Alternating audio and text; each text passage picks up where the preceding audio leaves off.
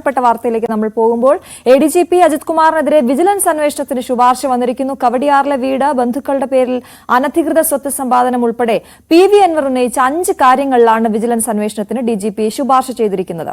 DGP നേരിട്ട് ADGPയുടെ മൊഴിയെടുക്കും. വിവരങ്ങളുമായി VV Vinod നമുക്കൊപ്പം ചേരുകയാണ്. വിനോദ്, ഇപ്പോൾ നേരത്തെ നമ്മൾ പറഞ്ഞതുപോലെ തന്നെ PV അൻവർ ഉന്നയിച്ചിട്ടുള്ള ആരോപണങ്ങളിൽ അതിൽ പ്രധാനമായും അനധികൃത സ്വത്ത് സമ്പാദനം, അതിൽ വിജിലൻസ് അന്വേഷണത്തിന് ഇപ്പോൾ ഉത്തരവിട്ടിരിക്കുകയാണ്. എങ്ങനെയാണ് വിശദാംശങ്ങൾ? നേരത്തെ തന്നെ MR കുമാറിനെ തൽസ്ഥാനത്ത് നിർത്തിയുള്ള അന്വേഷണത്തിന് DGPക്ക് അതൃപ്തി ഉണ്ടായിരുന്നുവെന്ന ചില വിവരങ്ങൾ പുറത്തു വന്നിരുന്നു.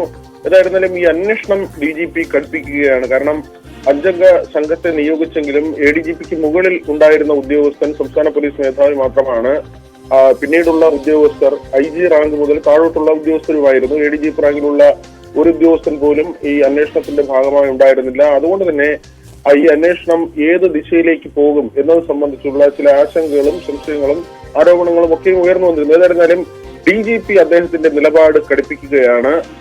ഇപ്പോൾ ഈ വിജിലൻസ് അന്വേഷണത്തിനാണ് ശുപാർശ ചെയ്തിട്ടുള്ളത്. അജിത് കുമാറിന്റെ സ്വത്ത് സംബന്ധിച്ച കാര്യങ്ങൾ പരിശോധിക്കണമെന്നതാണ് ശുപാർശ. നേരത്തെ തന്നെ അനധികൃത സ്വത്ത് സമ്പാദനം സംബന്ധിച്ച പരാതികളും ആക്ഷേപങ്ങളും ഉയർന്നു വന്നിരുന്നു. PV അൻവറാണ് പ്രധാനമായും ഇത്തരത്തിൽ ആരോപണം ഉന്നയിച്ചത്.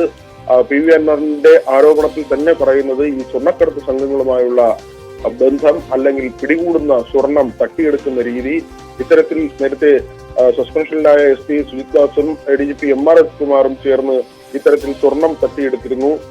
അതുകൊണ്ട് തന്നെ ഇക്കാര്യത്തിലെല്ലാം വിശദമായ അന്വേഷണമാണ് ആവശ്യപ്പെട്ടത്.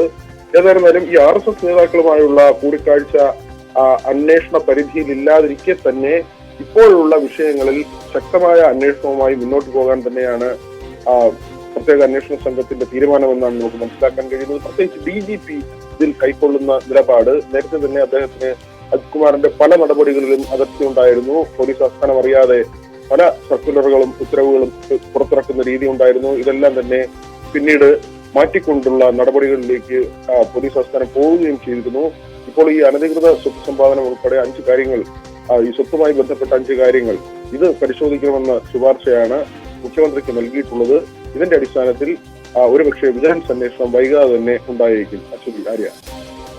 ഇന്ന് തീരുമാനമുണ്ടായേക്കുമെന്ന് നമുക്ക് മനസ്സിലാക്കാം. നമ്മൾ ആ കൊട്ടാരം പോലെയുള്ള വീടിന്റെ ദൃശ്യങ്ങളൊക്കെ ആദ്യം പ്രേക്ഷകരിലേക്ക് നമുക്ക് എത്തിക്കാൻ കഴിഞ്ഞു. ആര്യ, അന്ന് കവടിയാറിൽ പണിയുന്ന ആ വീടിന്റെ ദൃശ്യങ്ങൾ നമ്മൾ പ്രേക്ഷകരിലേക്ക് എത്തിച്ചിരുന്നു. എന്തായാലും അന്വേഷണത്തിന് ശുപാർശ ചെയ്തിരിക്കുകയാണ്.